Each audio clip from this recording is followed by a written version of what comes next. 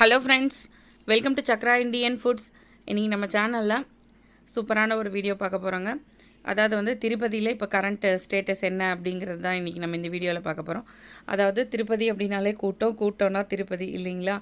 நாங்கள் வந்து இப்போ சமீபத்தில் ஏப்ரல் 19th எலெக்ஷன் முடிச்சுட்டு ஃபேமிலியாக திருப்பதி போயிருந்தோம். திருப்பதியில் வந்து க்ரௌடே இல்லை அப்படின்னு கேள்விப்பட்டோம். அதனால் வந்து உடனடியாக திருப்பதி கிளம்பணும்.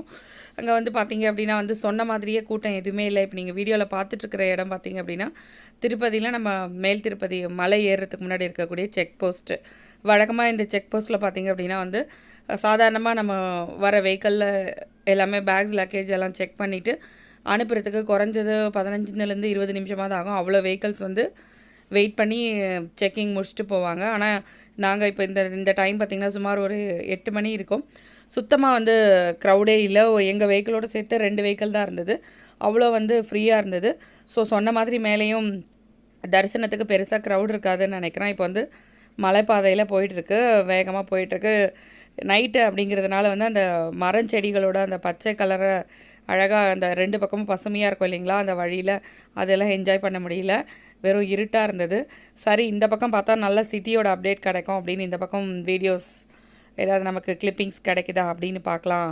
அப்படின்னு பார்க்கும்போது நல்ல மின் விளக்குகள் சிட்டியில், அதாவது கீழே அடிவாரத்தில் இருக்கக்கூடிய ஊரில் இருட்டானதுனால விளக்குகள் போட்டிருப்பாங்க இல்லையா, அந்த விளக்குகளோட வெளிச்சம் மட்டும் ரொம்ப அழகாக எங்களுக்கு காட்சி கிடச்சிது. அதாவது வந்து பார்த்திங்கன்னா வந்து நிறைய நட்சத்திரங்கள் எல்லாம் நம்ம இறச்சி சில்லறை மாதிரி கொட்டி விட்டால் எப்படி இருக்குமோ அந்த மாதிரி மின் விளக்குகள் வெளிச்சம் வந்து மலைப்பாதை ஏற ஏற ரொம்ப குட்டியாகவும் அதிகமாகவும் தெரிய ஆரம்பிச்சது. அது பார்க்க ரொம்ப அழகாக இருந்தது.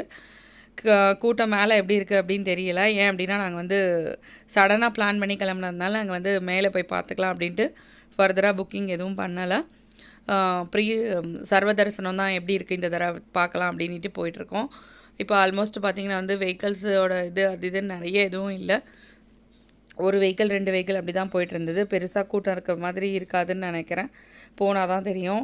அதுக்கப்புறம் வந்து பார்த்திங்கன்னா இந்த ஓரங்கள்லாம் வந்து கடைகள்லாம் வந்து நிறைய ஷாப்பிங் ஏரியாஸ் ஃபுல்லாக வந்து திறந்துருந்தது. அதாவது ஆந்திராவில் தூங்கா நகரம் அப்படின்னா வந்து நம்ம திருப்பதியை சொல்லலாம். தமிழ்நாட்டில் மதுரையை சொல்கிற மாதிரி திருப்பதியை சொல்லலாம். இரவு முழுக்க உணவுகள்லேருந்து கடைகள்லேருந்து எல்லாமே ஓப்பனில் இருக்கும். திருப்பதியோட இது காலையில் பொழுது தரிசனம் வந்து எங்களுக்கு வந்து ஒரு 5 மணி நேரம் கேப்லேயே கிடச்சிருச்சுங்க.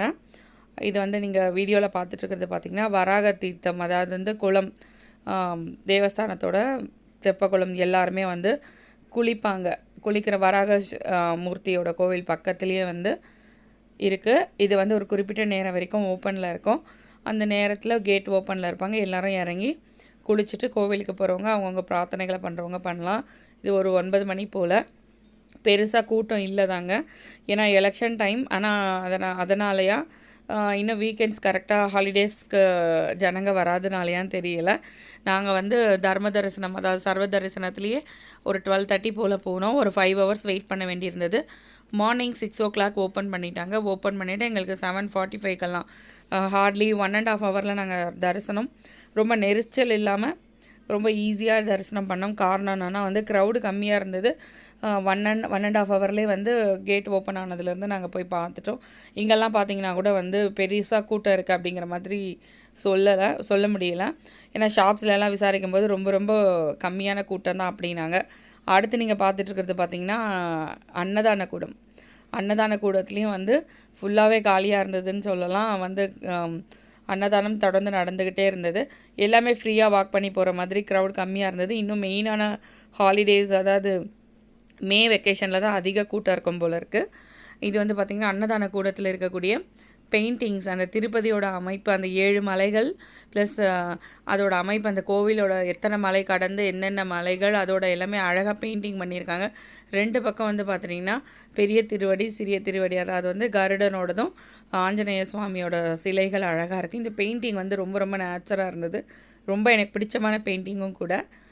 அடுத்து வந்து பார்த்திங்கன்னா அன்னதான கூடத்தில் காலையில் 10:30 மணி போலேயே வந்து ஃபுட்டு ப்ரிப்பேர்ட் ஆகி சர்வ் பண்ணுறதுக்கு ரெடியாக பிளேட்ஸில் போட்டு ரெடியாக இருந்தது. எல்லாம் மக்கள் கூட்டம், அதாவது தரிசனம் முடிஞ்சு வரவங்கெல்லாம் அன்னதான கூடத்துக்கு வந்துட்டு இருந்தாங்க. இதில் வந்து பார்த்திங்கன்னா வந்து ஒரு சட்னி இருந்தது, ரொம்ப சூப்பரான இனிப்பு இந்த சர்க்கரை பொங்கல் இருந்தது, கேபேஜ் கூட்டு, அதுக்கப்புறம் வந்து சாதம், சாதம் ஆவி பறக்க சாதம் போதுங்கிற அளவுக்கு சாதம் போட்டாங்க. அதோட வந்து தேவையான அளவுக்கு சாம்பார், எல்லாமே வந்து சாப்பாடு வந்து சூப்பராக இருந்தது.